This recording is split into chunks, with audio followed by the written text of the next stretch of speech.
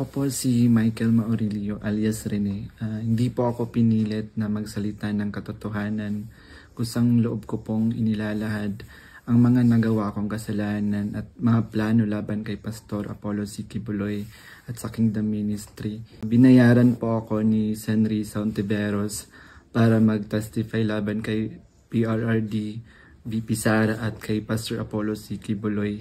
Ngayon po ay lumalabas ako upang ilahad ang katotohanan na ang lahat ng ito ay gawa-gawang kaso at plano lamang pabagsakin si Pastor at ang buong Kingdom Ministry at kunin ang kanilang mga ari-arian. Hindi ko na masikmura yung mga ipinapagawa ni Senrisa na kasinungalingan at ang pamimilit niya na magsampa ako ng kaso kapalit ng pera. Wala pong ginawang mali si Pastor sa akin. Puro kabutihan ang aking naranasan habang nasa loob pa ng kingdom.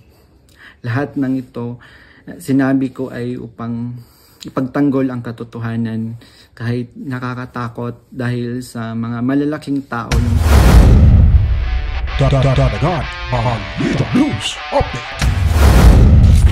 Dadagan Balita. Alright, welcome back mga kabayan. Nagbabalik na naman ho tayo dito ho sa ating munting bahay, ang Danagan Balita Reaction Video News Update. Bagan ang buhay ho sa lahat at tuloy-tuloy lamang ho sa panonood dito lamang po mga kabaitaan dahil tayo po ay taga-tuwid ng mga baluktot na mga impormasyon at tayo po ay naglalahad ng makatotohanan, komprehensibong balitaan mga kabalitaan.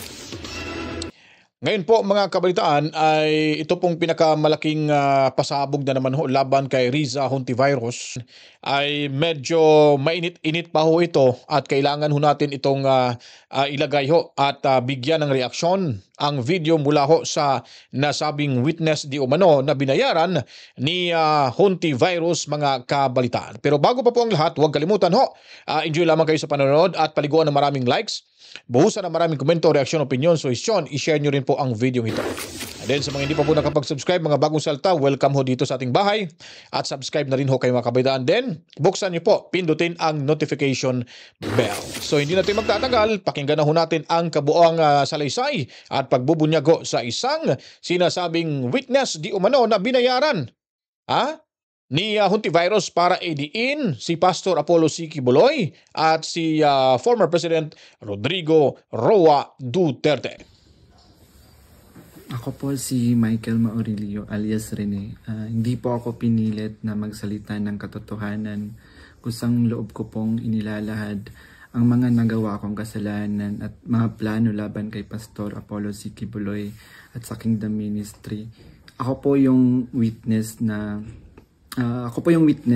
ginawang witness ni Senrisa Ontiveros na nakatakip yung muka. Pero ngayon, hindi na sapagkat nagsasabi na ako ng totoo. Binayaran po ako ni Senrisa Ontiveros para mag-testify laban kay PRRD, VP Sara at kay Pastor Apollo C. Quiboloy. Lahat ng sinabi ko at kasama ko doon na nag-witness sa Senado ay ginawa lamang ni Senrisa upang papagsakin si Pastor at ang buong kingdom at kunin ang kanilang mga ari-arian. Ngayon po ay hinahanap at tinatakot ako ni Senrisa. Ako po ay dating full-time worker ng Kingdom of Jesus Christ na pinamumunuan ni Pastor Apollo Quiboloy. Na-convert ako noong 2015 at naging full-time noong 2019. Kung saan na-assign po ako sa Glory Mountain sa Davao City. Lumabas po ako ng 2021, ngunit nagpaalam po ako ng maayos at pinayagan naman ako ng Kingdom dahil may balak po akong bumalik pagkatapos ng ilang taon. Noong January 2024, nag-vlog po ako kasama ang isang ex-full-time na si Lawrence Capuno dahil nagsimula na noon yung unang pagdinig na sa Senado sa pangunguna ni Senrisa Ontiveros tungkol sa mga aligasyon ng sexual abuse at human trafficking na isinampalaban kay Pastor Apollo Quiboloy. Sa vlog na yun, pinasinungalingan namin yung mga claim ni Blenda Portugal alias Amanda at nung iba pa na pawang kasinungalingan lahat. Noong February 2024, kinontak ako ng isang ex full-time na si Shishir Bandari at inalok na maging witness sa Senate investigation ni Senador Risa kapalit ng financial assistance. Pumayag ako dahil sa panahon din yun, nangangailangan din ako ng pera. Binigyan ako ni Shishir ng email ng opisina ni Sen Risa upang magpadala ng formal na email kahit ano ang aking sabihin daw. Sabi niya kapag nakipag-usap ako sa kanila, sabihin ko lamang na taga-kingdom ako at lumabas na sa ministry at idagdag ko daw na sinasaktan ako ni pastor. So sa aking email, sinabi ko doon na galing ako sa kingdom at lumabas noong 2021. Ilang araw pagkatapos noon, kinontak ako ng isang staff ni Sen Risa na si Fiona upang makipag-meet sa akin through video call. Sa pag-meeting namin kay Attorney J. Becama, Chief of Staff ni Sen Ontiveros, pinagawa ako ng affidavit tungkol sa mga gawain ko sa loob ng kingdom, mga transaction. Hindi pa lang ang kahudasan itong ni Risa Hontivirus, kaya bagay sa kanya yung Hontivirus na last name mga kabalitaan. Grabe na, gagawin nila ho yung lahat, gagamitin ho yung pera ng taong bayan, gagasta ho sila, gagamitin yung tao na mula ho dati kasapi ng KOJC, ngayon tuturuan pa para magsinungaling para idiin ho mga kabalitaan. Napakalakas talaga ng apog ho nitong si Hontivirus. Tingnan niyo yung mukha ho niyan mga kabalitaan. Kala mo sumisip-sip ng tube mga kabalitaan na sobrang lalim na ng panga. At napaka-animal talaga itong babaeng to mga kabalitaan. Napaka-buwisit at nagdadala lang ho talaga ng problema ho sa ating bansa. Hindi ho talaga mga kabalitaan, yung pagiging senador niya, hindi ho para sa taong bayan yan. Para ho sa kanyang pansariling interes, para ho sa kanyang binubuhay na akbayan party list, at para ho sa mga kinakampihan niyang mga armadong kusog sa kabundukan mga kabalitaan. Nagkakaroon ho sila ng lakas na loob dahil may Risa Hontivirus sa Senado na yun ang sekretong sumusuporta financially mga kabalitaan.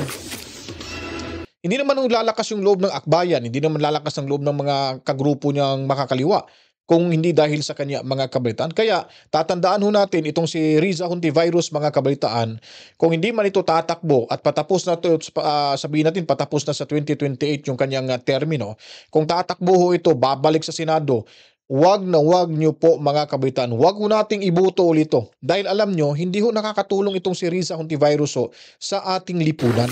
Nagdudulot lang ho talaga ng kahihiyan sa ating bansa. Matakin mo, nanakawin yung pera ni Juan de la Cruz, gagastusin para sa kanyang sariling interes, para siraan yung isang tao, at yung taong sinisiraan nila, lalo na si Tatay Digong Duterte, lalo na si Pastor Apollo Kibuloy, may mga may mga resibong nagawa ho sa ating bansa. Ito si Pastor Kibuloy. Nakatulong ho ito para ho hindi lumakas yung persa ng New People's Army mga kabalitaan. Ngayon, gagawan ho ng istorya, sisiraan para papabagsakin yung pangalan nito at yung ministro nito mga kabalitaan. Di ba?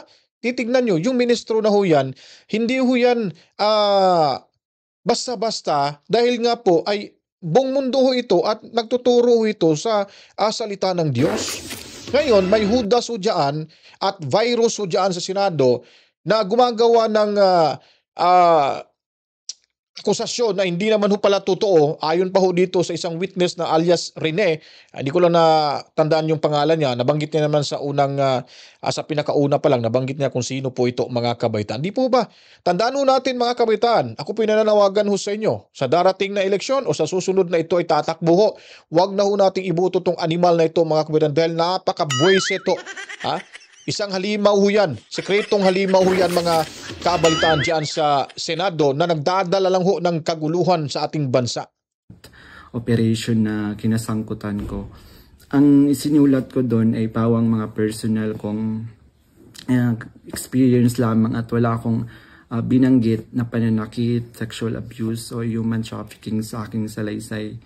Matapos kong ibigay yung affidavit, muli kaming nag-meet ni Attorney Becama. Pagkaraan ng 2 araw, binigyan niya ako ng revised affidavit na naglalaman na ng mga karagdagang aligasyon ng pananakit ni Pastor na hindi ko naman naranasan o nakita. Kasama rin dito yung maling pahayag na ako daw ay na-assign sa SMNA News kahit hindi totoo dahil ako ay nasa Glory Mountain mula 2019 hanggang 2021. Nandun din yung aligasyon na sa di umano ay nasaksihan ko tungkol sa mga baril na sangkot sina Sara Duterte at dating Pangulong Rodrigo Duterte na hindi naman totoo dahil wala naman akong nasaksihan na ganoong pangyayari. Alam niyo po mga kababayan, itong mga aligasyon na ito, hindi ho talaga nila ito mapapatunayan. Dahil ho, may awa yung Diyos. Nandiyan, buhay po yung ating Panginoon mga kabalitaan. Hindi ho niya papayagan na mananaigo yung kasamaan sa kabutihan. Itong si Hontivirus mga kabalitaan, hindi pa ho niya ito nararanasan yung pagbagsak sa kanyang sarili. Ngayon pa lang, sa paglabas ho ng video ito, sigurado panimula pa ho ito na talagang lalagapak ho itong si Risa Hontivirus. Payag po ba tayo? Nagawa niya na nga ho ito dito kay Apollo Kibuloy, kay Tatay Digong Duterte, na napaka-prominenteng tao sa ating bansa. Hindi pa ba niya ito kayang gawin sa mga ordinaryong mamamayan, nakakalaban ho sa kanya? Dahil may pera ho yan si Hontivirus, may mga NPA ho yung kasapi ho. Kaya napakalakas yung loob nito. At tingnan yung pagmumukha niya, napaka-traidor ho. Talagang reyna ng kahudasan ho ito, itong si Hontivirus mga kabalitaan. Mantakin niyo po, gagamitin yung tao, magbibigay ho siya ng ready-made na yung kanyang affidavit mga kabaitan. Lahat na mga akusasyon doon ay pawang mga kasinungalingan. So dito natin malalaman na ginagamit lang ho ni Riza Hontivirus yung kanyang pinagkaloob na kapangyarihan sa ating gobyerno. Dapat mabura na ho yan dyan siya sa Senado. Dapat maalis na ho yan sa dyan. Hindi na ho natin to papanalunin sa darating pang mga susunod na mga eleksyon o halalan. Kasi nga po, nakikita na ho natin kung ano ho talaga yung punto, kung ano ho talaga yung gusto niya mangyari at gagawin sa ating bayan, kundi yung pabagsakin ho yung mga taong gumagawa ng kabutihan para sa magandang kinabukasan ng ating bansa. Kasama no yan si Bilibid Queen mga kabalitan. Siya, magpinsan nilang yan sila dyan mga kabalitan Kasing utak talangka yung mga hinampak na yan mga kabalitan. Nilit din akong idagdag yung pangalan ni Senador Bongo at Senador Bato de la Rosa sa affidavit kapalit ng mas malaking halaga ng pera. Pero hindi ko na sila isinama kasi baka umattend sila sa hearing at magtanong at ma-corner ako. Yung pag-appear ko sa Senate ay may reward na 500,000 na ibinigay nila sa akin. Grabe. At dagdag na 500,000 nang isinama ko si Sara Duterte at si dating Pangulong Duterte. So 1 million po lahat ng binigay sa akin. Isang linggo before ang Senate hearing noong February 19, 2024, pinatira ako sa isang condo kung saan ako ay biniriefing at tinuruan tungkol sa mga dapat na isasagot ko sa tanong ni Senador Risa. So sa araw ng hearing, umiyak ako dahil sa konsensya habang binabasa ko yung script na alam ko naman na hindi totoo at hindi ginawa ni Pastoro ng Kingdom. Pagkatapos ng hearing, tinago ako ni Sen Risa sa kanyang condo sa Manila at inutusan na maghanap pa ng ibang pwedeng maging witness kapalit ng pera dahil may mga susunod pang hearing. Sa buong taon ng 2024, nanirahan ako sa condo ni Sen Risa at nung January 2025, lumipat ako pansamantala sa isang safe house kung saan nakasama ko doon sina Mutabato at iba pang mga biktima ng extrajudicial killings. So sa bawat research o information na aking naibibigay sa Senado, nakakatanggap ako ng rewards na 12,000 na ibinibigay ni Sen Risa sa pamamagitan ng kanyang staff na si Sir Ryan. So sa kabilang sa mga na-research ko, nagawa kong research, yung inimbentong Angel of Death daw ng Kingdom na inimbento ni alias Jackson, si Edward Masayon. Kabilang doon yung na-research ko yung mga member at yung mga general na nag-courtesy call kay Pastor. Nung August 29, 2024, nag-dinner meeting kami nila Blenda Portugal alias Amanda. Kasama ang kanyang legal team na sina Attorney Joanna Paula Domingo at ng Office of the Special Assistant to the President at si Attorney Ian Interina at yung kasama yung abogado ko na si Attorney Ange May Bagudyo sa isang hotel sa Quezon City.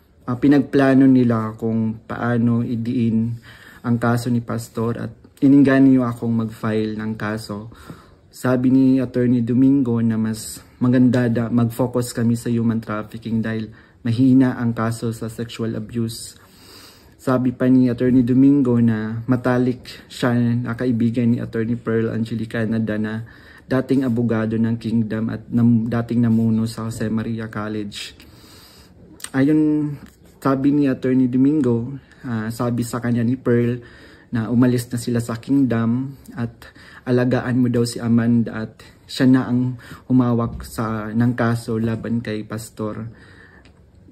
Kasamang kanyang kapatid na si Attorney Lady Jade Canada at si Shishir Bandari sa US na nabanggit ko na kumontak sa akin upang siraan si Pastor. Dagdag pa ni Attorney Domingo na gumagamit sila ng private jet mula kay Secretary Antonio Lagdameo papuntang Davao para sa kaso ni alias Amanda dahil sabi ni Attorney Domingo ito ay para sa seguridad nila sapagkat may natatanggap daw silang security threat.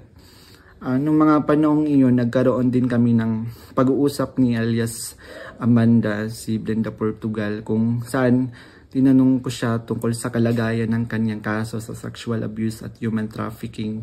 Sinabi niya sa akin na mahina daw talaga yung kaso sa sexual abuse sa Pasig at gusto na niyang sumuko. Kaya lang may mga nagsusulsul daw sa kanya na ituloy pa rin yung kaso.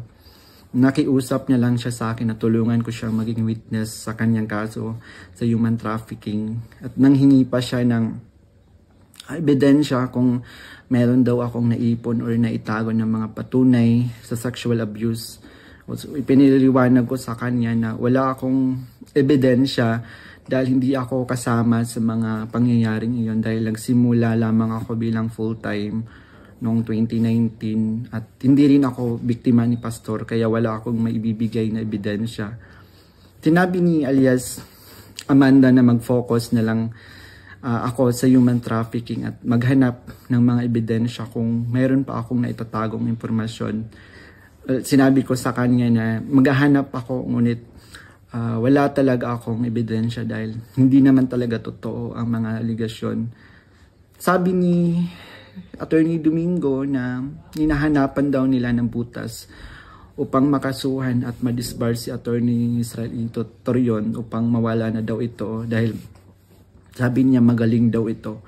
So sa panahon ng KOG Sage sa Davao City noong August 24 hanggang September 8, 2024, everyday kami nagmi-meeting kasama yung mga staff ni Senrisa, yung PNP, CIDG, nandun yung US Embassy, yung NBI, ang Department of Justice at yung mga tumiwalag sa Kingdom mula sa Amerika na sina Ann Lagerder at Arlene Stone.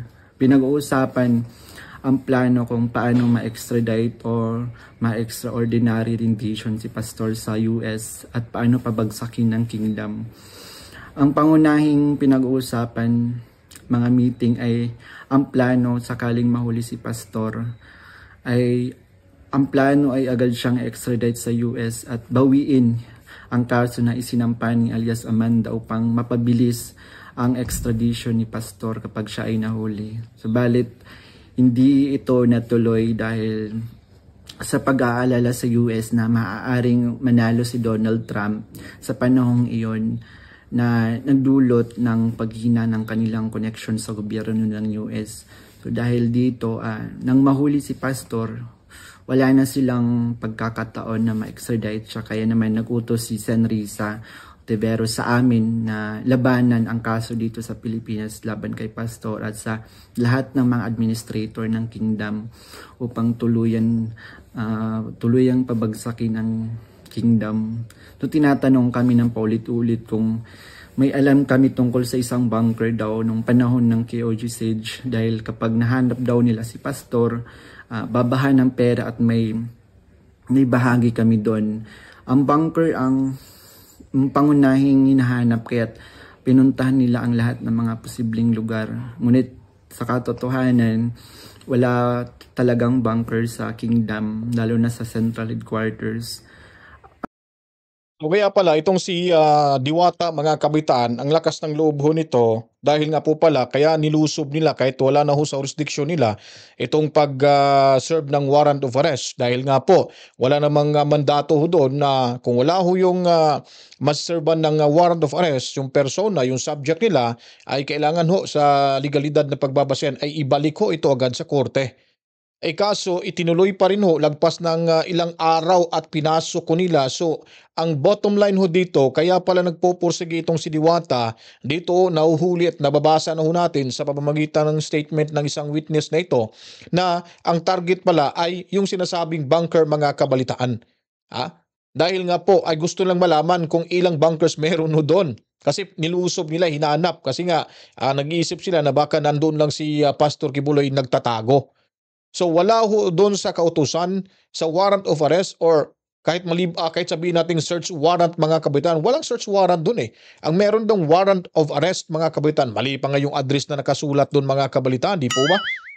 So yun na ho, unti-unti na ho nating nalalaman na bubuo ang katotohanan ho sa likod ng pangyayaring ito, sa pagdiin ho nila kay Pastor Kibuloy, kay VP Sara Duterte, Senator Bato de la Rosa, Bongo, at itong si Tatay Digong Duterte, mga kabalitaan.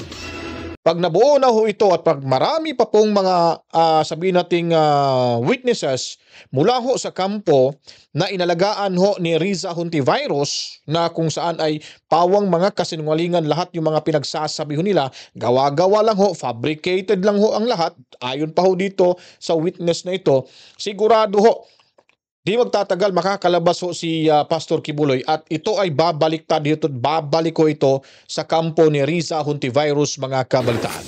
Kaya magkaisa ho tayo. Magkaisa ho tayo na buburahin ho natin diyan si Hontiveros, mga kabalitaan, sa pamamagitan ng black voting, mga kabalitaan. Kailangan ho, kung tatakbo siya sa susunod, kung may pagkakataon, kahit anong posisyon, wag ho natin siyang bigyan ng posisyon. Hindi ho natin iboto itong hinampak na itong walang kwentang senador, mga kabaitaan, dahil sarili lang ho ang iniisip at paghihiganti ho sa mga taong gumagawa ng kabutihan para sa ating bansa. Dahil sila po ay pabagsakin ang ating bansa at binabaliktad, pinapahid lamang ho nila sa mga taong may kakayahan at may layunin na pagandahin ang ekonomiya ng bansa ho natin, mga kabalitaan. Ang mga updates tungkol sa mga ito ay galing sa kasalukuyang PNP Chief General Nicolas Torre, na siyang nangunguna sa bawat meeting namin at nagtatanong tungkol sa lokasyon ng bunker. Kasama ko rin. So ibig sabihin nun, hindi pala ho siya ang sumusunod lamang sa utos sa pamamagitan ho ng kanyang tungkulin. Na naayon sa kanyang tungkulin. Kumbaga, may partisipasyon pa rin ho pala ito para ho, para dakpin talaga, sadyang dakpin talaga at hulihin, ikukulong itong si Pastor Apollo Kibuloy. At malamang yung pattern ho dito kay Pastor Apollo Kibuloy, dahil naandyan ho pala sila sa meeting, present pala to sa meeting lagi, ay yung ginawa ho nila kay Tatay Digong, totoo po ito pala. Yung sinabi ni aka Renz Verano na si Junvic Rimulya na it's a group effort. Ibig sabihin nun, nung nagmi-meeting pala sila para ho kidnapin si Tatay Digong, naandyan din pala yung presence itong si Diwata, mga kabalitaan. So ibig sabihin, nagpapapapel, nagpapaepal para ngayon nakuha na yung kanyang gustong posisyon bilang isang angat na hepe sa ating kapulisan or pambansang kapulisan, kabalitaan.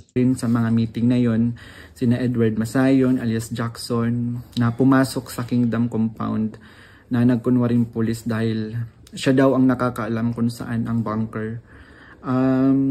Kasagsagan ng Sage ng message sa akin si Fiona, staff ni Riza, na sa pamamagitan ng WhatsApp, na sinabi niya na dapat ko daw tanggalin sa kaso ko si June Andrade dahil isa daw siya sa amin na nagbibigay siya ng mahalagang impormasyon.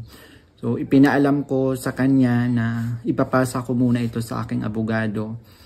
Pero ngunit isang linggo pagkatapos nun, tinanong ulit ako kung may contact ako sa Kingdom dahil hindi na raw mahanap si June Andrade. Hanggang ngayon, hindi na siya natanggal sa kasong pinafile sa akin. Nung November 5, 2024, nagkaroon kami ng meeting kasama sina Undersecretary Nicholas T. ng Department of Justice at 4 pang prosecutor. Grabe ang tindi, no? Talagang pinagkakaisahan pala na si Apollo Kibuloy. Hindi lang pala si Untivirus itong talagang naglakas loob na siraan yung mga yung grupo ni Tatay Digong at ni ACQ, no? Kasama na rin pala yung Department of Justice, itong si T mga kabalitaan. So napaka-traidor ho talaga. At layunin ho talaga nila ito at target ho talaga nila ang mga Duterte at yung kaalyado ni Tatay Digong na si Pastor Kibuloy. So kung makikita nyo po mga kabaitaan na andyan ho sa gobyerno ang traidor ho sa ating lipunan. Na andyan nakikita na ho natin. Itong salaysay na ito ay makikita natin mga kabalitaan na wala ho itong kumbaga wala nag-uutos ho dito. Makikita naman ho natin very ano po siya accurate ho siya sa kanyang mga sinasabi. Wala ho siyang kumbaga nagdadalawang isip na magsalita. At sinasabi niya talagang kung sa Bisaya pa, han ay plastado talaga. Kumbaga, dire-diretso ho. At kung makikita mo from the start, hanggang ngayon siya ay nagsasalita, dire-diretso yung mga sinasabi niya at may connection ho. Yun, napapansin niyo po ba yun mga kabalitaan? So makikita natin na ito ay nagsasabi ho ng katotohanan ho ngayon. Mantakin niyo, traidor pala itong DOJ. Kaya nga, yung tawag nito, yung pagkidnap na kay Tatay Digong Duterte ay nabulyaso agad, nalaman agad kung sino yung sinasabing group effort mga kabalitaan. So yung DOJ, nagtutulungan ho sila. Kasabay na itong si Riza Ontiveros, Malacanang, malamang ho dahil gusto rin itong makaganti ni Bongit mga kabalitaan. Ito yung mga taong walang utang na loob. Ito yung mga taong ubod ng kahudasan mga kabalitaan.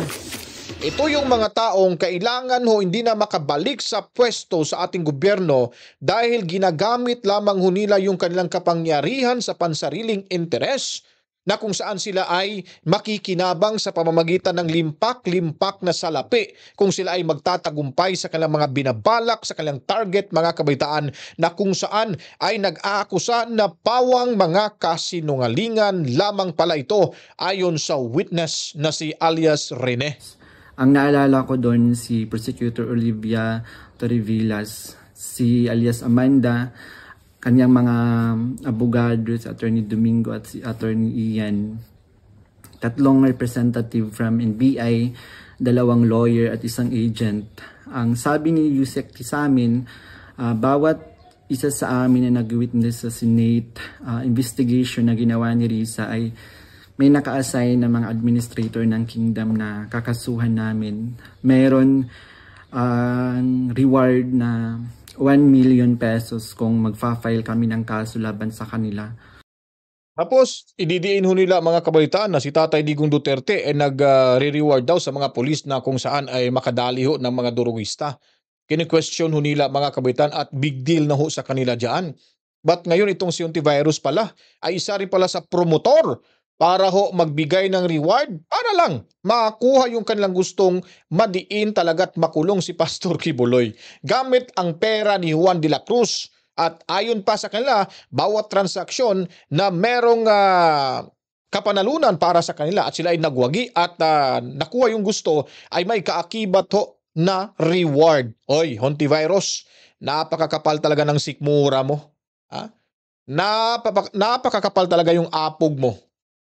Ikaw galit ka na question mo si Tatay Digong Duterte na tagabigay ng reward sa mga pulis na makahuli or makadakip or makadali ho ng mga durugista. Ikaw din pala isang promotor din pala ng mga hindi lang promotor ng nagbibigay ng reward, kundi promotor sa pagiging sinungaling. Meron din pala tayong reyna ng kahudasan at sinungaling diyan sa Senado, mga kabalitaan. Wala na iba itong si Riza Hontiveros. Ngayon, talagang tatalidhay yung basurahan mo diyan, ha? Ayun ang terminong Bisaya. Intindihin mo yan, Riza. Mag-research ka kung anong ibig kong sabihin, ha? Malamang babalik at babalik ho ito sa iyo kung anong ginawa mo kay Pastor Kibuloy, dahil nga po ang hustisya ng Panginoon ay yun po ay kumakampi sa kabutihan kesa sa kasamaan. Upang tuluyan na daw masira at mawala ang kingdom at makuha na nila yung mga ari-arian ni Pastor at ng kingdom. So sa akin, naka-assign yung dalawang administrator na sina Eleanor Cardona at si Marlon Rosete. Pati na rin yung dalawang key person ng SMNI na si Cristina San Pedro at si Hannah Jane Sancho. May dalawang minister, si Carlo Catiil at si Rico Mandin, at coordinators na sina Grace Mandin at si Corazon Dupalag. At yung kay Alias Jackson naman, yung naka-assign sa kanya, yung mga lalaking administrator, katulad nila Marlon Nacobo, nasalit si Sister Elizabeth Carion. And kay Alias Jerome naman, naka-assign sa kanya yung mga administrator ng mga babae na sina Neneng Lizada at si Teresita Dandan. So sa iba't ibang araw na mga meeting namin, kasama ko yung mga dating full-time worker ng kingdom na lumabas dahil sa mga nagawang kasalanan sa loob ng ministry. Doon sina Arlene Stone at Ann Lagerder na parehong sumasali through Zoom mula sa US na tinutulungan sila ng FBI.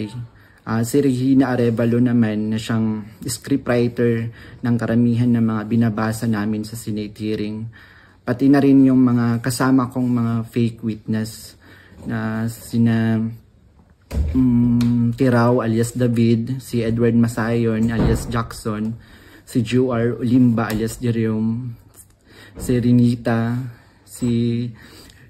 Hernandez, si Glenda Portugal alias Amanda, at kasama yung Chief of Staff ng Office ni San Risa na si Attorney J. Becama, at yung staff na si Fiona at si Faye. So hanggang sa ngayon, paggawa ko ng affidavit, patuloy ang surveillance at mga planong raid sa mga ari-arian ng kingdom, kabilang ang mga Kingdom Light Congregation sa iba't ibang bahagi ng Pilipinas. Yung Nagang detailed talaga magsalita tong witness, spontaneous pa, mga kabalitaan. Dire-diretso na nasa punto ho. No? Hindi ho bumabaluktot, hindi pa ikot-ikot nagsasalita, mula buntot papunta na hong ulo, bibig ho ang kanyang mga sinalaysay ho dito, at kapanipaniwala ho talaga, mga kabalitaan, itong naging salaysay ni alias Rene. So itong si Rene ngayon ay natatakot dahil nga po ay hinahunting na daw siya ni Riza Hontiveros, para siguro, hindi natin alam, baka gugurgurin na rin to. Kaya siguro napaisip to, kahit anong mangyari sa kanya, kahit may mangyaring di maganda sa kanya, mga kabalitaan, at least nakapagsabi ho siya ng katotohanan. Yun po ay speculation ko lang po yan, pero baka yun po ang nasa isipan noon, kasi nga nalumantad na ho siya na hindi ho na nakatakip yung kanyang muka, at nagpapakilala na ho siya dito, mga kabalitaan. So ano bang rason para magsinungaling siya na inilantad niya yung pagmumukha niya dito sa kamerang ito? At alam niya naman po ang mangyayari sa kanya. Pag lumantad ho siya na hindi ho nakatakip yung muka at binawi niya yung kanyang mga testimony na gawa-gawa ho sa kampo ni Riza Hontiveros laban kay Pastor Apollo Kibuloy at kay VP Sara Duterte, kay Tatay Digong, kay Senators Bato de la Rosa at Bongo, mga kabalitaan. So klaro ho, siya ay nagsasabi ho talaga ng katotohanan. SMNI building sa Makati, yung KOG Central Headquarters sa Davao. Bukod dito, tinatarget din yung mga anak ng mga full-time miracle workers bilang mga biktima daw ng human trafficking at child abuse. Hindi, no? Ngayon po ay Grabe. lumalabas ako upang ilahad ang katotohanan na ang lahat ng ito ay gawa-gawang kaso at plano lamang pabagsakin si Pastor at ang buong Kingdom Ministry at kunin ang kanilang mga ari-arian. Hindi ko na masikmura yung mga ipinapagawa ni San Risa na kasinungalingan at ang pamimilit niya na magsampa ako ng kaso kapalit ng pera.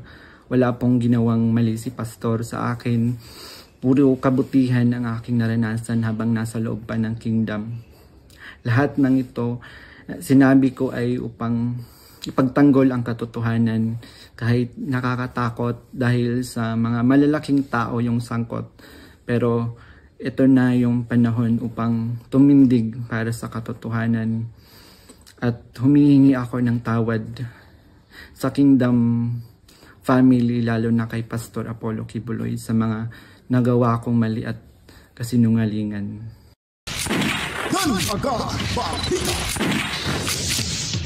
So, nakikita niyo po mga kabalitaan, yung kanyang nasa puso't damdamin ho ay mga salitang katotohanan ho mga kabalitaan.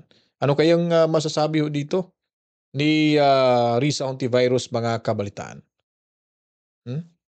Ano kayang magiging reaksyon niya dito sa kampo na ho? Siguro ito ay hinahanap na rin, hinahunting na rin, at pinapakilos na ho yung mga gustong o yung mga mabilis na mabayaran ho ni Risa Hontiveros.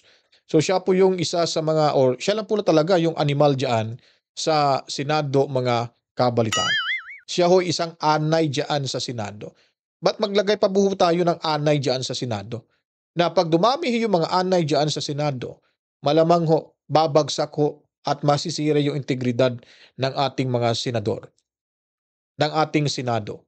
Dahil alam nyo po, kung tayo ay hindi ho magsasalita patungkol ho dito, kung hindi ho pakikinggan ho ito ng ating batas, yung kanyang pagsisiwalat ng ayon pa sa kanya pawang katotohanan mga kabalitaan, nako, wala na ho tayong patutunguhan at wala na ho tayong mapupuntahan na nasa gobyernong kakampi ho sa mga taong gaya ho nito mga kabalitaan, na ngayon alam na ho natin na miserable na ho ang buhay nitong si alias Rene mga kabalitaan. Kaya kung nagustuhan nyo po itong video presentation, huwag kalimutan po i-share nyo po, paliguan ng maraming likes, buhusan ng maraming komento, reaksyon, opinion, suggestion. At the same time po, buksan nyo po ang notification bell, then subscribe sa mga bagong salta. At lalo na ho sa mga nagdais na maging exclusive members sa ating munting bahay, pindutin nyo lang po ang join button dyan. At gaya na lang nila ni Boss Romeo de los Reyes, Ma'am Rosana Concepcion, at Elijah TV mga kabalitaan. Bago pa tayo magtapos, bati muna tayo kay Mami Rose at Tobias family dyan sa Lapu-Lapu City sa Cebu. And then of course kay Ana Santos at itong si Corazon Seneca dyan sa Japan.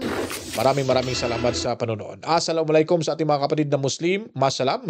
And of course, salamat din sa mga kababayan natin dyan sa the Netherlands, sa The Hague, na laging nakatambay ho sa labas ng Duterte Street para bantayan si Tatay Digong Duterte at saksihan yung kanyang paglabas sa pagdating ng panahon. At gayon din sa ating makabagong bayani ating bansa, ang mga overseas Filipino workers. Saludo ho kami sa inyong kabayanihan. At sa ating mga kababayan, Luzon, Kabisayan ug Mindanao.